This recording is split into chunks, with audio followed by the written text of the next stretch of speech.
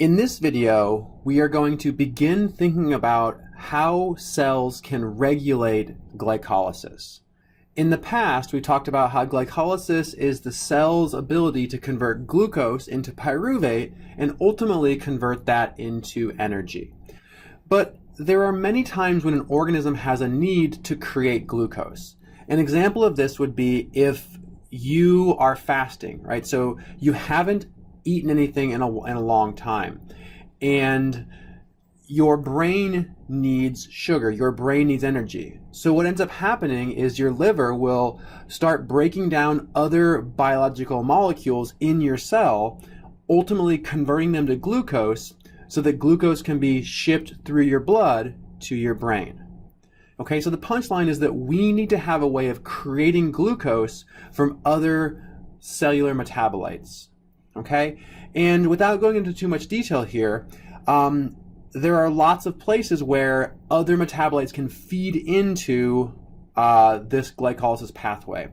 So for example, a lot of amino acids can break down and create pyruvate. So we need a way to convert this pyruvate back into glucose. Okay, and this process is known as gluconeogenesis. So gluconeogenesis is essentially the reverse of glycolysis. It is converting pyruvate back to glucose. Okay, and there are a couple really key steps along the way here.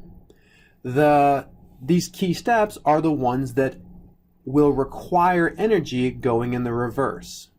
So thinking first about pyruvate, to get pyruvate converted to phosphoenolpyruvate, you need to give the cell energy if it undergoes this same reaction. Okay? Phosphoenolpyruvate can then reversibly create FBP through all of these steps that are essentially at equilibrium. But once pyruvate has been converted to FBP, which remember is fructose 1,6-bisphosphate, it then would require energy to convert that back to fructose 6-phosphate.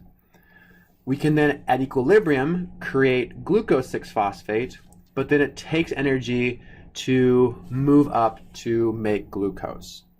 Okay, and the solution to at least these latter two, which we're going to focus on, is pretty simple. So both of these first two steps in glycolysis couple the hydrolysis of ATP to the phosphorylation of a sugar. So in this first step, glucose gets converted to glucose 6-phosphate by using up ATP energy. And in this next step, fructose 6-phosphate gets converted to fructose 1,6-bisphosphate by consuming ATP energy. So for these two steps, the solution is pretty easy. So instead of reversing these processes exactly, which would require energy, a really easy alternative would be to catalyze a different reaction that does not require ATP or ADP. So for example, if we think about glucose 6-phosphate being converted to glucose, if there were an enzyme that could catalyze this reaction without requiring ADP to accept this phosphate that gets produced, it would be a much lower energetic barrier. And the enzyme that catalyzes this reaction is named glucose 6-phosphatase. So it's a hydrolase that hydrolyzes the phosphate off of the 6th position of glucose 6-phosphate. And considering this now no longer has the requirement of coupling phosphorylation of ADP to ATP, this reaction actually ends up being spontaneous. So the delta G under biological conditions ends up being roughly negative 15 kilojoules per mole. Okay, so the other big step here, the step that would require fructose 1,6-bisphosphate to be converted to fructose 6-phosphate, is similarly catalyzed by a phosphatase. This phosphatase is fructose bisphosphatase. So we abbreviate this FBPase. So this is fructose bisphosphatase. Okay, and fructose bisphosphatase catalyzes the conversion of fructose 1,6-bisphosphate into fructose 6-phosphate.